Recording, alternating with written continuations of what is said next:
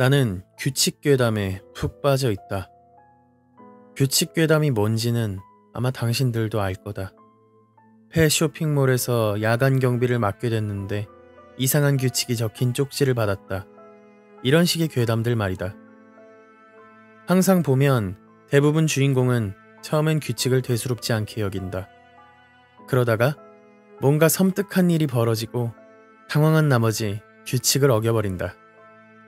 나는 항상 생각했다. 왜 이렇게 쉽게 규칙을 어기는 거야? 그냥 침착하게 지키면 되잖아. 이게 어렵나? 그런데 이걸 실제로 해볼 뜻밖의 기회가 찾아왔다. 야, 아직 일자리 찾고 있냐? 어느 날 저녁 내 룸메이트인 토니가 물었다. 우리 삼촌이 야간 창고 관리자를 구하고 있어. 나는 입안 가득 차있던 스파게티를 황급히 씹어 삼키고 말했다. 나 관리직 같은 거 해본 적 없는데? 토니는 대수롭지 않다는 듯 말했다. 그냥 이름만 그런 거야. 실제로 하는 일은 그냥 창고 지키는 거야.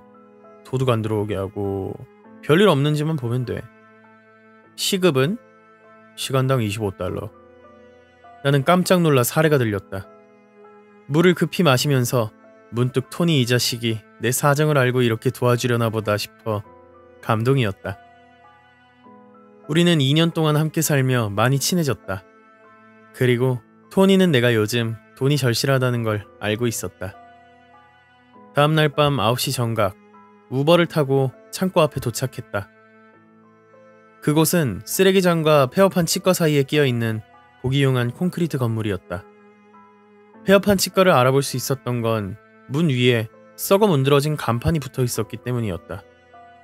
해피티스라고 적힌 간판 옆에는 되게 이상하게 생긴 리얼한 사람 치아를 드러내며 웃고 있는 이모티콘 그림이 있었다. 나는 기분 나쁜 느낌을 떨쳐내며 무거운 금속문을 밀어 창고로 들어갔다. 창고 안은 거대한 빈 공간이었다. 낡은 형광등 불빛이 깜빡이고 있었고 한쪽 벽에는 나무 상자 몇 개가 어수선하게 쌓여 있었다. 그 옆에는 또 다른 금속문이 보였다.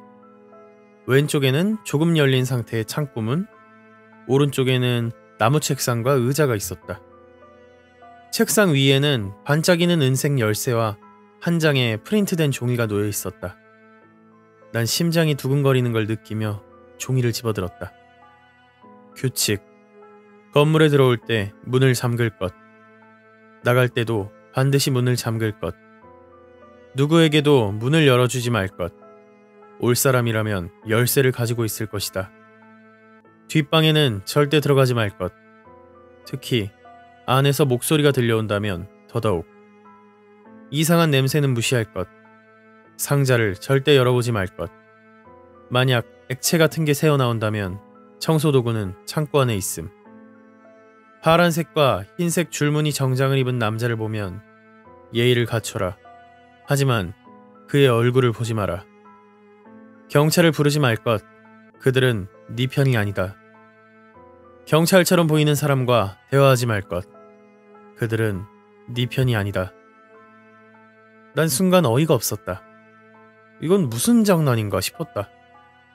내가 토니한테 규칙 괴담을 좋아한다고 말한 적이 있었나? 머리를 굴려봤지만 잘 기억나지 않았다. 그러다 문득 결심했다. 이게 장난이든 아니든 난 여타 규칙 괴담들 속 주인공처럼 멍청하게 굴지는 않을 거다. 침착하게 규칙을 지킨다. 그게 내가 해야 할 전부다. 난 열쇠를 집어들고 묵직한 금속문을 걸어 잠갔다. 그리고 곧장 작은 창고 문을 들여다봤다. 그곳은 단순한 청소도구 보관함이 아니었다.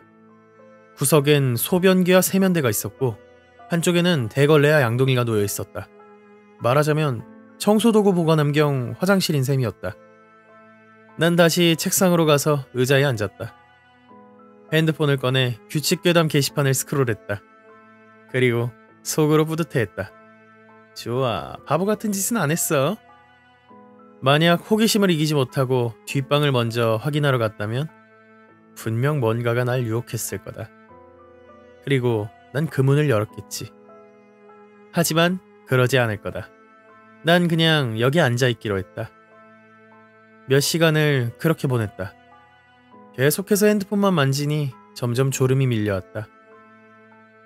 그러다 덜컹 하는 소리에 화들짝 잠에서 깼다. 핸드폰을 확인했다. 새벽 1시. 덜컹. 이번엔 더 분명하게 들렸다. 누군가 앞문 손잡이를 돌리고 있었다. 난 숨을 죽이고 손잡이가 흔들리는 걸 바라봤다. 그제야 깨달았다. 창고엔 창문이 없었다. 밖에서는 안을 볼 수도 없고 안에서는 밖을 볼 수도 없다.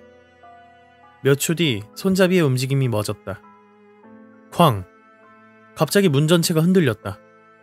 누군가 아니면 무언가가 엄청난 힘으로 문을 내리친 것이다. 난 천천히 자리에서 일어나 뒷걸음질 쳤다. 쾅! 쾅! 쾅! 순간 내 등이 차가운 금속에 닿았다. 뒷방 문까지 뒷걸음질 쳤던 거다. 뒷방문에 손을 댄 순간 알 수 없는 섬뜩한 직감이 몰려왔다. 밖에 있는 존재의 목적은 날 이 방으로 몰아넣는 것 아닐까? 그리고 바로 그 순간 모든 소리가 사라졌다. 아무것도 들리지 않는 정적 속에서 어렴풋이 어딘가에서 소리가 들려왔다. 희미하면서도 높은 음색에 듣다 보면 귀가 근질거릴 정도로 날카로웠다. 그리고 소리는 일정하지 않았다. 멀어졌다가 다시 커졌다가 불규칙하게 반복되었다. 마침내 깨달았다. 이건 아기 울음소리였다. 난 책상으로 도망치듯 돌아왔다. 머리가 빠르게 돌아갔다. 설마 정말로 저 안에 아기가 있는 거야? 경찰을 불러야 하나? 그러나 그 순간 난 정신이 번쩍 들었다. 책상이 프린트물을 다시 봤다. 경찰을 부르지 말 것. 그들은 네 편이 아니다. 난 헛웃음을 지으며 고개를 저었다. 그렇지, 말도 안 돼. 창고 뒷방에 아기라니. 이런 상황에서 가장 중요한 건 이성을 유지하는 것이다. 나는 다시 한번 다짐했다. 규칙을 지키자. 그날 밤 더 이상 이상한 일은 없었다. 다음날 나는 첫 급여를 받아 노이즈 캔슬링 헤드폰을 샀다. 그리고 두 번째 근무날 헤드폰을 쓴 채로 창고로 들어섰다. 하지만 순간 난 걸음을 멈췄다. 공기가 이상했다. 녹슨 동전 같은 강렬한 금속 냄새와 그리고 그 아래 깔린 불쾌한 냄새가 났다. 마치 썩은 오물과 하수구 냄새를 섞어 놓은 듯했다. 이질적인 악취였다. 난 기침을 하며 재빨리 문을 잠갔다. 그리고 고개를 돌리려는 순간 어떤 장면이 눈에 들어왔다. 나무 상자들이 뭔가 시커먼 웅덩이 위에 놓여 있었다. 불길한 느낌이 스멀스멀 올라왔다. 난 억지로 침을 삼키고 걸레를 가지러 갔다. 검은 액체는 걸쭉했다. 하루 지난 스프처럼 끈적했고 냄새는 점점 더 진해졌다. 내 코와 옷, 뱃속까지 스며드는 느낌이었다. 그때 뭔가가 내 머리를 스쳤다. 그리고 쑥 하고 헤드폰이 미끄러지듯 벗겨졌다. 난 순간적으로 뒤를 돌아보며 걸레를 휘둘렀다. 더러운 물이 사방으로 튀었다. 그리고 내 뒤엔 그 남자가 서 있었다. 파란색과 흰색 줄무늬 정장, 과하게 반짝이는 금색 나비 넥타이, 빳빳한 하얀 셔츠. 그의 얼굴을 보려는 순간 난 본능적으로 고개를 숙였다. 규칙에 나와있던 그 남자였다. 그가 부드럽고 얇은 목소리로 말했다. 너 새로운 야간 관리자냐? 나는 간신히 입을 열었다. 네, 그렇습니다. 헤드폰 쓰지 마라. 항상 귀를 열어둬야 해. 그는 단호하게 말했다. 나는 바보처럼 고개를 끄덕였다. 절대 그의 얼굴을 올려다보지 않으면서. 잘하고 있어. 그의 반짝이는 갈색 구두가 움직였다. 또각, 또각, 또각. 그의 발소리가 창고를 가로질렀다. 앞문이 열리는 소리가 나더니 이윽고 닫혔다. 난 문이 닫히고 잠기는 소리를 들을 때까지 절대 고개를 들지 않았다. 고개를 드니 창고는 텅 비어 있었다. 난 서둘러 나무 상자 주변의 끈적한 액체를 모두 닦아냈다. 책상 위에는 내 헤드폰이 놓여 있었다. 나는 의자에 털썩 앉았다. 그 남자는 대체 어디서 들어온 걸까?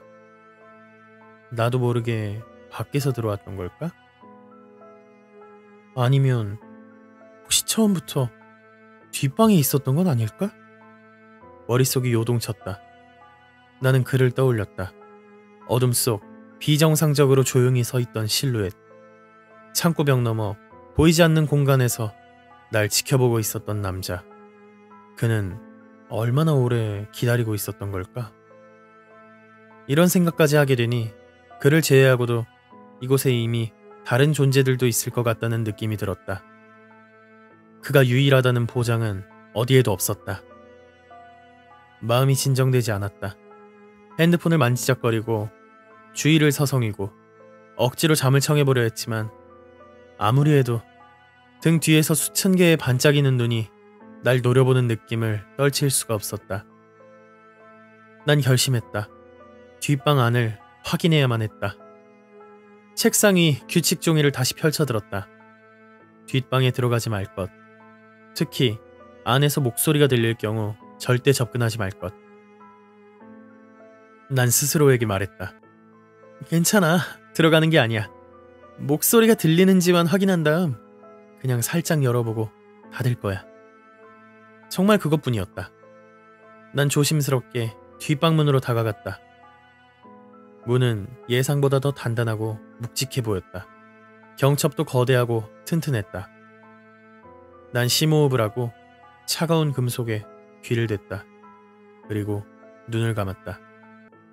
아무 소리도 들리지 않았다. 내 거친 숨소리만이 귀에 맴돌았다.